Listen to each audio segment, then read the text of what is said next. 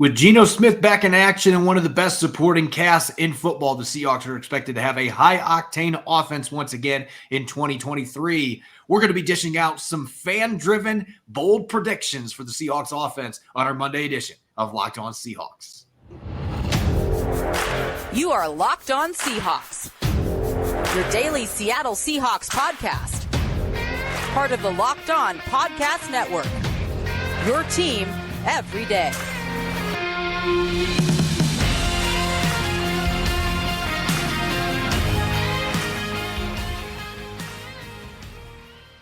Greetings, 12. This is Corbin Smith, host of the Locked On Seahawks podcast, your daily Seahawks podcast, part of the Locked On Podcast Network, your team every day. Glad to be joined for our Monday episode by my co-host in crime, Rob Rang, and a special thanks to all the 12s out there, whether you're listening in Montana or you're across the country listening in Connecticut. We greatly appreciate you making Locked On Seahawks your first listen 5 days a week. We're nearly 2 weeks away from the start of training camp, and we're going to be in the top 20 in our 90-man countdown, the 20 most important players for the Seahawks heading into the 2023 season. And we'll be tackling your questions in our Monday mailbag, some really fun ones submitted for today's show. Let's get to this jam-packed episode. This episode is brought to you by LinkedIn Jobs, which helps you find the qualified candidates you want to talk to faster. Post your job for free at linkedin.com/LockedOnNFL. That's linkedin.com/LockedOnNFL to post your job for free. Terms and conditions apply. Now for your lead story here on our Monday edition of Locked On Seahawks. Seattle finished in the top 10 in scoring offense last season, even without Russell Wilson, a comeback player of the year campaign by Geno Smith, DK Metcalf, and Tyler Lockett over 1,000 yards receiving, Ken Walker III over 1,000 yards rushing. The two rookie tackles, Abe Lucas and Charles Cross, played outstanding as rookies.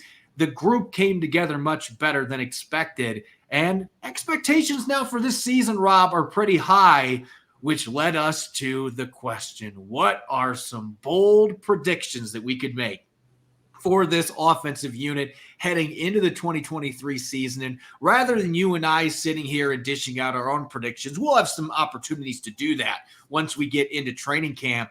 We decided to ask our beloved fans, our beloved listeners, to dish out some of their own bold predictions and then analyze those. And we got some really tasty predictions here that we're going to be diving into. Let's get to it. Our first one here, Rob.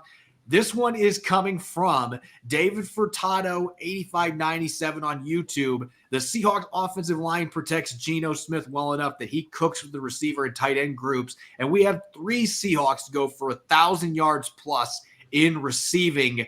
There's no question, Rob, that would be a historical feat if they managed to get not two, but three receivers with over 1,000 yards this year. Yeah, and as you said, Corbin, the Seahawks have accomplished the latter. They've had two receivers go for 1,000 yards. They did that with DK Metcalf and Tyler Lockett just a year ago. But the bold prediction that has been authored here is to have three different pass catchers get over 1,000 yards. And presumably that would be the wide receiver, Jackson Smith-Njigba, but of course it could wind up being a tight end or running back. Those different scenarios have happened a total of 5 times in NFL history, and not since 2008, when it was actually three wide receivers for the Arizona Cardinals, Larry Fitzgerald, Anquan Bolden, and Steve Breston, that actually all three got over 1,000 yards. It's only been 3 times that it's been receivers has been the case. And the time before that, 2008, was 2004. Marvin Harrison, Reggie Wayne, Brandon Stokely for the Colts. Then back to 1995, where it was kind of a running back receiver mix. I only mention this because of the last name of that running back receiver mix. That would be Eric Metcalf, who is related to DK Metcalf. Terrence Mathis was a wide receiver. Burt Emanuel was a wide receiver for the Atlanta Falcons. You go all the way back to the Posse with the Washington, used to be at one time known as a different name, but of course known as the Washington Commanders now. And they are, that was Art Monk, Ricky Sanders, and Gary Clark. And the very first time I mentioned tight end, Kellen Winslow, the great Kellen Winslow, with Don Coryell and Dan Fouts of the San Diego Chargers back in the day, with John Jefferson and Charlie Joyner. Those are the only 5 times in history. As I mentioned before, 2008 was the last time this happened. So, Corbin, it truly would be historic it would absolutely turn the NFL on its ear if the Seahawks were able to get three pass catchers over 1,000 yards. It has happened before, but not in a long time. Obviously, if that was to be the case this upcoming season, the Seahawks would have one of the most prolific offenses in NFL history. I think this one's really fun too. From Seahawks Hog tweets, they will average 250 passing yards and 150 rushing yards per game. Rob, you want to talk about something that has rarely happened? This has happened 3 times in NFL history. And ironically, one of them happened last year. The Philadelphia Eagles, who went to the Super Bowl. They had an explosive passing and running offense, in part because Jalen Hurts was a really dynamic dual threat quarterback, but they had a good run game, excellent offensive line. You have to go back to 2013, the Philadelphia Eagles again. They were the second team that did it. And then 1998, the San Francisco 49ers, all 3 of those teams won at least 10 games, but none of them won the Super Bowl, interestingly. So really potent offenses, made deep playoff runs in one of those instances, but the other 2 teams ended up falling short when they got to the postseason. Nonetheless, it would be a historic feat if the Seahawks were able to average 250 passing yards, 150 rushing yards per game. That's only happened 3 times in the entire history of the NFL. Next one here, this might be the spiciest take that we have, Rob. Max Busby, 3456 on YouTube. Colby Parkinson leads all tight ends in the NFL in touchdown receptions with 12. Just to put this in context, Rob, that has happened twice in the last 5 years that a tight end has gotten to 12 touchdowns in regular season. One of them was from a player you would have expected. The other, not so much. And maybe that does give some credence to the idea that Parkinson could have 12 touchdowns out of nowhere in 2023. Yeah, I think that some of our listeners might have been watching or listening here and just thought about who might those tight ends be. Travis Kelce, the Kansas City Chiefs, of course, just won a championship and put up one of the most dominant seasons you've ever seen from a tight end. And Eric Ebron would be the trivia answer to the question that you might be thinking about that Corbin just alluded to a moment ago. Corbin, you talked about it. We are going to have our opportunities to make our own bold predictions. When we first started talking about this idea, one of the players that I was going to mention is Colby Parkinson. I do think that he has a chance to kind of vault ahead of Noah Fant and Will Dissly to be Seattle's number 1 tight end. But to get to 12 touchdowns would be obviously a huge, huge, huge jump. To me, this one's a little bit too bold, but I am kind of thinking along the same lines of Colby Parkinson having his breakout season in 2023. Yeah, he absolutely could. I think 12, though, that would be an insane number. Again, it's only happened twice in the last 5 years. And so, maybe he can get to 6, 7 touchdowns. That would be reasonable. But 12, that is certainly a bold take. Next one here coming from GoChaw82 tweeting, Geno Smith will run for 20 first downs and 5 touchdowns in 2023.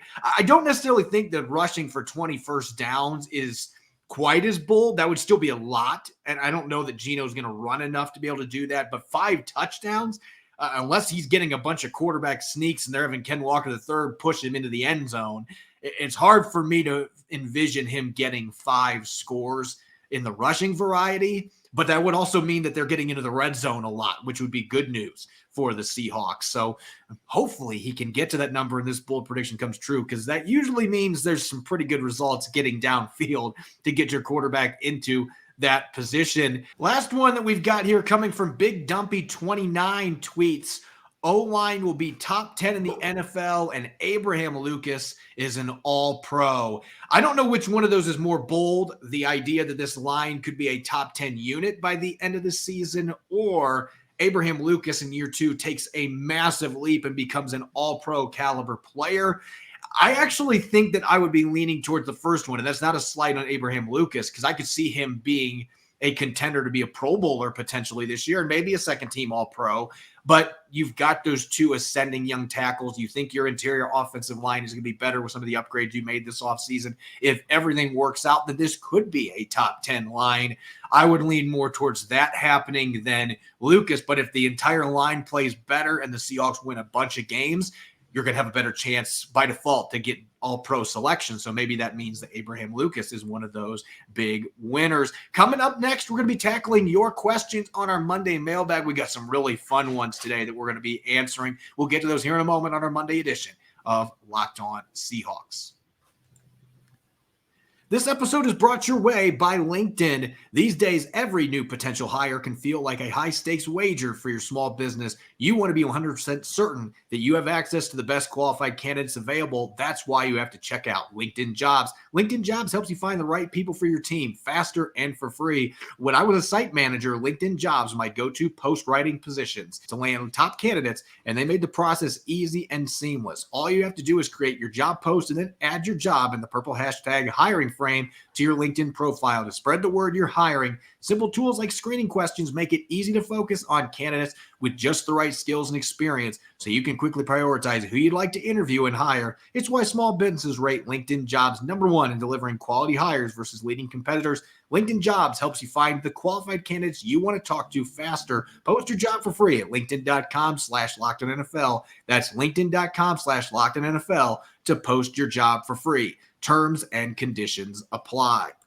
You're listening to the Monday edition of Locked On Seahawks. I'm your host, Corbin Smith. Glad to be joined, as always, by my co-host in crime, Rob Rang. And a special thanks to all the 12s out there, as always, for making Locked On Seahawks your first listen 5 days a week. Every dayers coming up tomorrow. We're going to continue our all underrated Seahawks squad with tight ends and edge rushers. It should be a blast, and you won't want to miss it. Let's get to your questions. It's time for our Monday mailbag segment, Rob. And the first one that we've got here, we have one question that is for me and another one that we can both answer here. This coming from R. Timoni79 tweeting, "What got you into metal?" So I'll answer that question in a moment, but let's talk first football here first. How come teams in the 90s didn't use 3-4 defenses or slot receivers as much? And I think that's a really interesting question because it's true. 3-4 defenses were not in vogue back then in the 90s. Teams were running a lot of 4-3 defenses, and slot receivers, they were not utilized near as much as they are in today's game.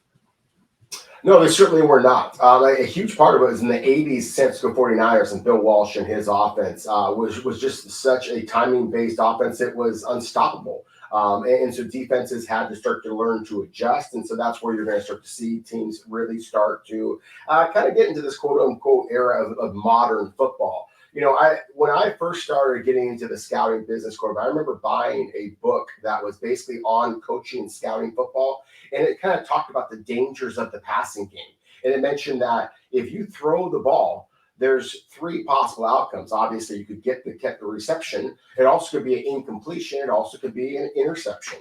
Obviously, we all know that. But it made it sound like it was such a negative to throw the ball. And that was the mindset back in the day. It was all about running the ball. It was all about being very close and compact at the line of scrimmage. And it's only as time has gone on that we started to kind of spread the field wider and deeper. And then there was that time we kind of mentioned that Don Coryell offense where it was all about the deep shots. Now it's all about extending the field again horizontally, just because the pass rush gets to you so quickly and the quarterback's getting the ball out of their hands so quickly. So, yeah, I think that it's a fun question because it kind of talks about the timeline of football. And I'm excited to see what's going to happen moving forward. I think that we're going to continue to see the NFL evolve. Yeah, I think that when you look back at the 90s, a lot of it was just personnel and just the way that the game was played. And teams were running a lot more of the 2-back, 2 tight end offenses, 3 yards and a ball of dust. That was the way that the game was played in the 70s, 80s, and 90s. And things started to change at the turn of the century, and teams were able to sling the football all over the place. And we've seen that carry over now. And more times than not, teams are going to have 3 receivers on the field now. Yes. Back in the early 90s, mid-90s, that was not the case. 2 receivers in the field. Let's get 2 backs. Let's run it down their throats. Let's be conservative with the football. Let's try to eat up possession clock. It was just a different game than what we see in the NFL today. There's no question about it. As far as the first part of that question, what got me into metal, you can blame my high school football coaches, because before that point, I was listening to just alternative rock, and then I got to hear Slipknot for the first time and Disturbed and a few other bands. And next thing I know, that was all that I was listening to. And here we are now, and that's all I listen to these days. Next question coming from Jeremy on YouTube. Which player coming back 100% healthy is most important to Seattle's defense, Jordan Brooks or Jamal Adams? I'm going to be leaning towards Jamal Adams in this one. And we've talked about it before on the podcast. I just look at his unique skill set when he is healthy, his ability to get into the box and wreak havoc as a rusher. He is a plus run defender. He's been one of the top graded run defenders at safety pretty much every year he has been in the NFL since being a top 10 pick. And we know how much the Seahawks struggled in that regard last year. You have to utilize him properly because of his skill set. You have to find ways to maximize that. But I feel like Clint Hurt was figuring that out last season. Unfortunately, got hurt in the season opener and missed the rest of the season. Jordan Brooks is an important player. I don't want to discount that. But you did bring back Bobby Wagner. You added Devin Bush in free agency. So you've got some insurance there. And I know that they added Julian Love, and maybe Julian Love can handle those strong safety duties as well. But Julian Love is not the same style player. I feel like Jamal Adams just gives this defense a lot more schematic flexibility. I think that's a really great way of articulating your point, because I actually kind of disagree with you. I was going to argue for Jordan Brooks, but I think that you make a really compelling argument there about why Jamal Adams is more important to Seattle's defense moving forward. And I have to agree with you in terms of Jamal Adams being such a unique player. But I do definitely want to hype or mention the fact that Julian Love, I just think is such a quality safety that can play just about any role that you want him to play. I think that he can be that free safety if you had any kind of problems with Quandre Diggs. I think that Julian Love can play that role. I know that he can play the traditional strong safety role and the traditional nickel cornerback role. So to me, the backup idea, at least, behind Jamal Adams, I personally feel a little bit safer about than an aging, still great, but an aging Bobby Wagner and an inconsistent Devin Bush at this point. And I just want to see more from guys like Avai Jones or John Radigan before I'm really going to consider them in the mix for considerable playing time at linebacker. So that's the reason why I would argue that Jordan Brooks is actually more important. I personally think that Jamal Adams is the better player. I think he's the more impactful player. The big plays, suggest that. I also think, though, that Seattle's depth chart behind Jamal Adams might be better than the depth chart behind Jordan Brooks. I think that Jordan Brooks has proven himself to be more reliable than Julian Love. And I think that Seattle leans on Jordan Brooks a little bit more than they would with Julian Love. I think it's an excellent question. And again, it's a question that I'm not so sure that I feel strongly with my own answer. I think that your answer is a good one as well. I think that this is truly one where you could make arguments that are sound for both because they're both really important players for the Seahawks. Darren T on YouTube, who do you think is most important to sign to an extension? Damian Lewis, Noah Fant, or Jordan Brooks? So maybe piggybacking off your answer last question, Brooks, that situation, Devin Bush and Bobby Wagner are also free agents. So from a short-term perspective, you would like to get Brooks re-signed because you don't know who else is going to be there at the position. But I'm going to say a different player here. I'm going to say Damian Lewis. I think that this offensive line, you're going to have Cross and Lucas under their rookie contracts for 2 more years after this season. You're going to have a window to have one of the best young offensive lines in the NFL, but you need a veteran presence. And I think Lewis was Seattle's most consistently solid offensive lineman a year ago. He was able to rebound from a sophomore season where injuries really held him back, but he was so good as a rookie too. We're still talking about a guy that's in his mid-20s. He's in the prime of his career. I don't think that you'd have to break the bank necessarily to be able to sign him to a long-term deal. You're going to have to pay him some good money. He's a solid young guard. But I don't think you're going to have to pay him top 5 guard money either.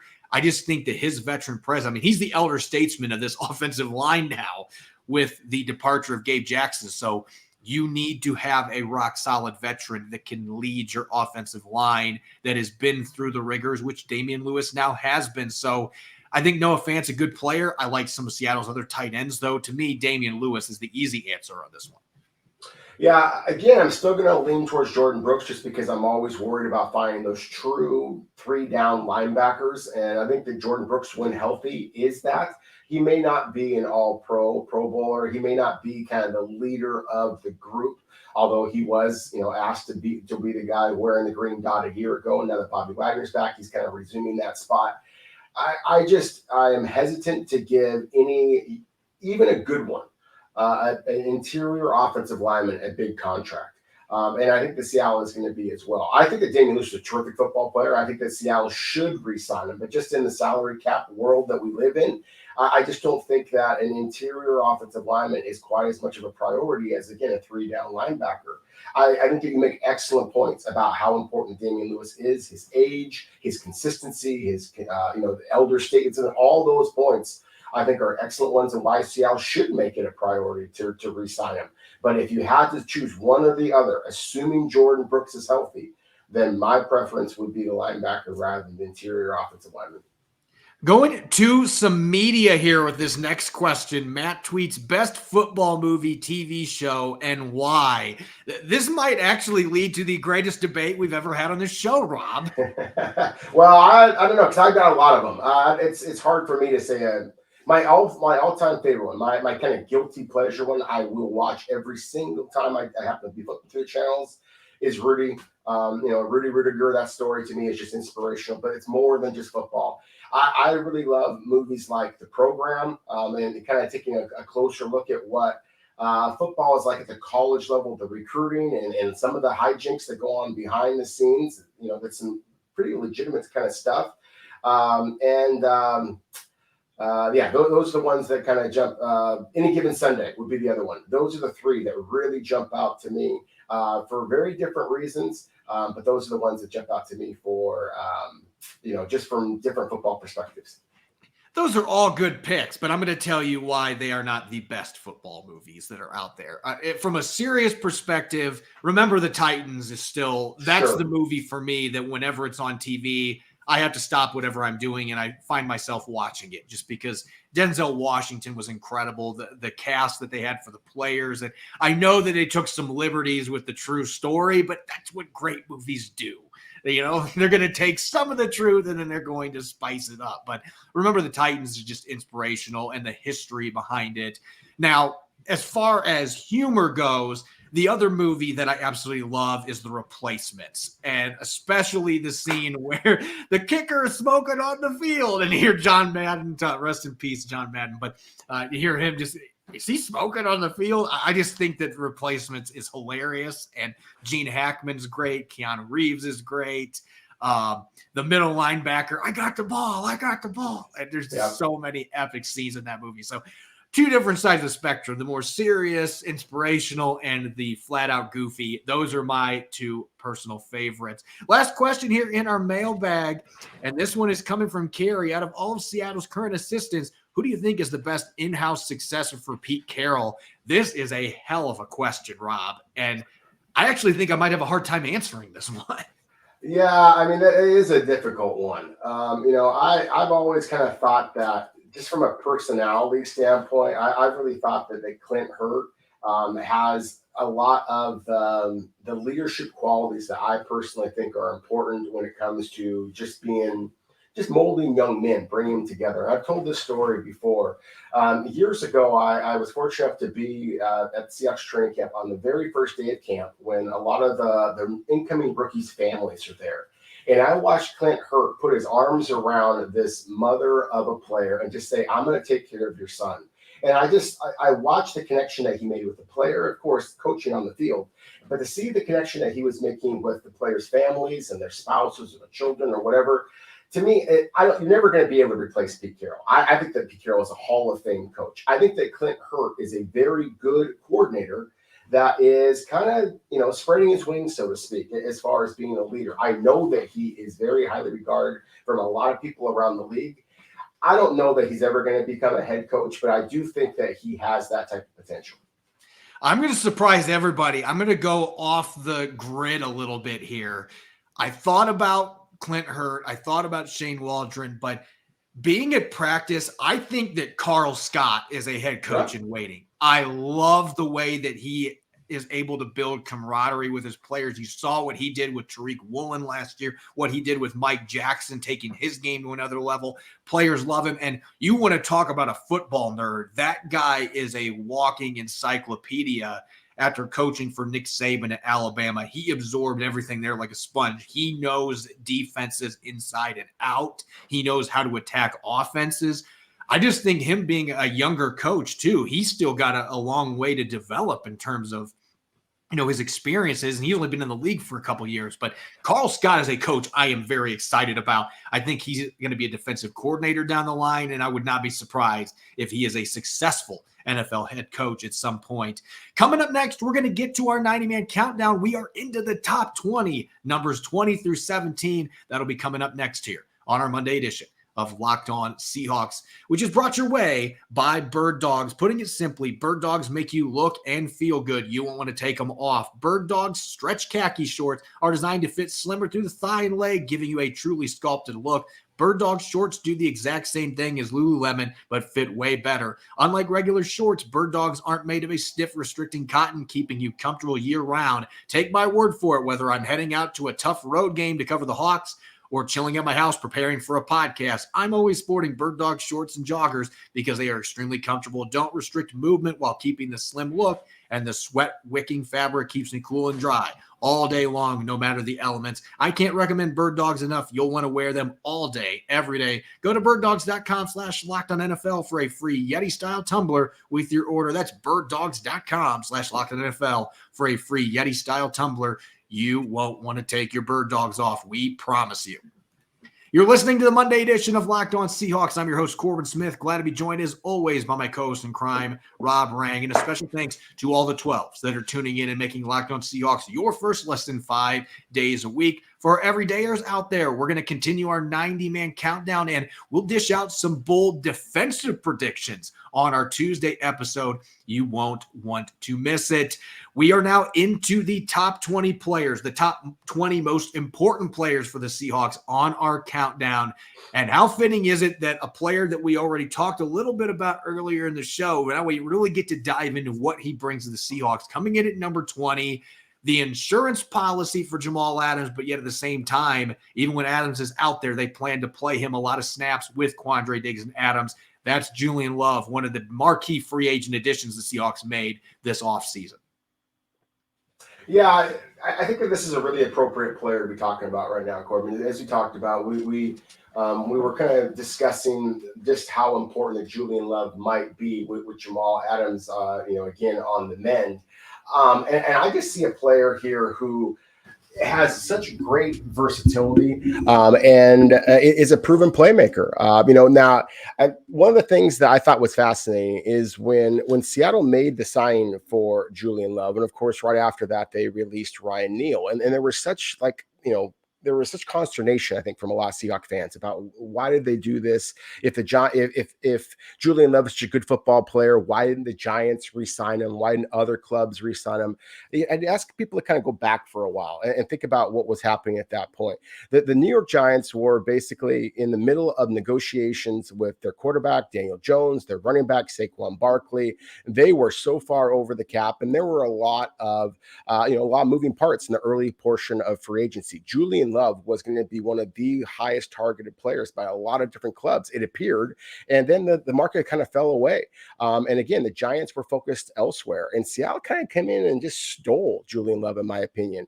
I do think that the Giants feel that because they had a very aggressive new defensive coordinator in Wink Martindale that allowed Julian Love to play a little closer to the line of scrimmage, I think that they feel that Julian Love's numbers were a little bit bigger than maybe they should have been. And I disagree. I think that Julian Love is a good football player. I think that he is a perfect fit in Seattle's system.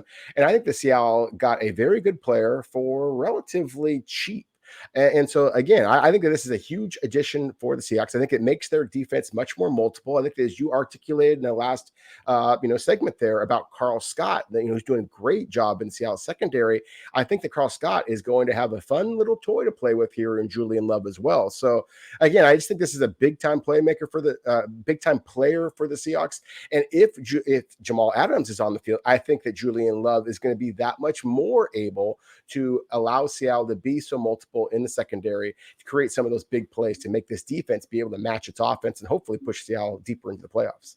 Yeah, this guy is not just a top 20 most important player for the Seahawks because he replaces Jamal Adams if he's not ready to play at the beginning of the season. I mean, he is going to play a ton of snaps regardless of whether Jamal Adams is healthy or not. And you look at the track record, this guy has been a good NFL player in the slot. He's played outside cornerback for a little bit. He's played both safety positions. He can play single high. He can play two high. He can play in the box. He can blitz. This guy's had some decent success blitzing quarterbacks. I mean, he can do a little bit of everything. And when you've got a jack of all trades like that I think is borderline elite at some parts of his game. I mean, he's a really good athlete. We're talking a guy that ran in the 6.7s, I believe, in his 3-cone time. Yep. at over 200 pounds. So Julian Love is a fantastic athlete that has the change of direction skills to be able to play in the slot. You can blitz him. You can play him back deep. He's got good ball skills.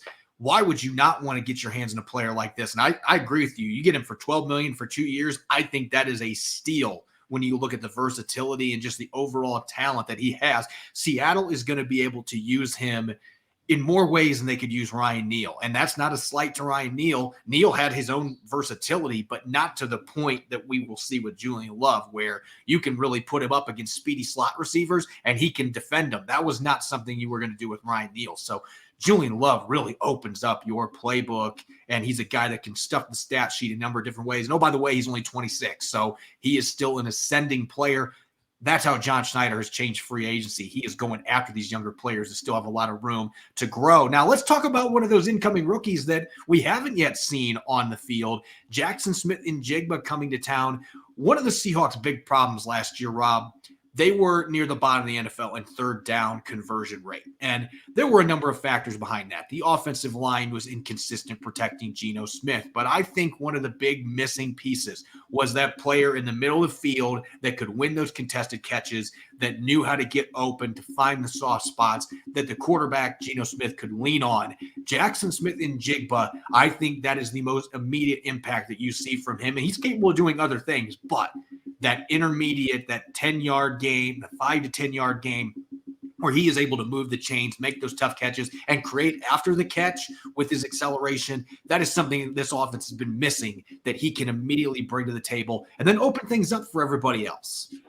Yeah, I again, 100% agree with you. I mean, we all know that Jackson Smith-Njigba, JSN is an abbreviation for his name. I think JSN should stand for just score now, because the Seahawks struggled in the red zone. They struggled on third down, as you mentioned.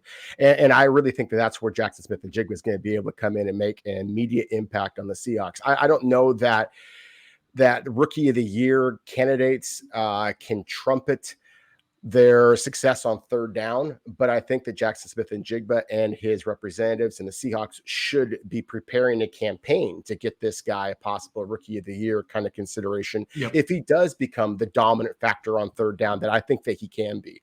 And I'm super excited about his talent. I was down on him. I want to make sure I'm clear about that. I was down on him early in the draft process because it terrified me that he missed this past season. And still, for the Seahawks to invest a first round pick, I think it is a bit of a roll of the dice. But my goodness, when he is on the field, he's the best player on the field. And so that's the thing, is that it is very exciting what this guy could be if everything goes the way that you hope. The quality of his route running, the way he snatches the football out of the air, and the fact that you already have in place a Pro Bowl caliber quarterback and 2 elite wide receivers. He really should get the same single coverage that JSN was able to absolutely destroy at Ohio State. It should be a quick and relatively painless transition for this rookie, and he should be able to hit the ground running.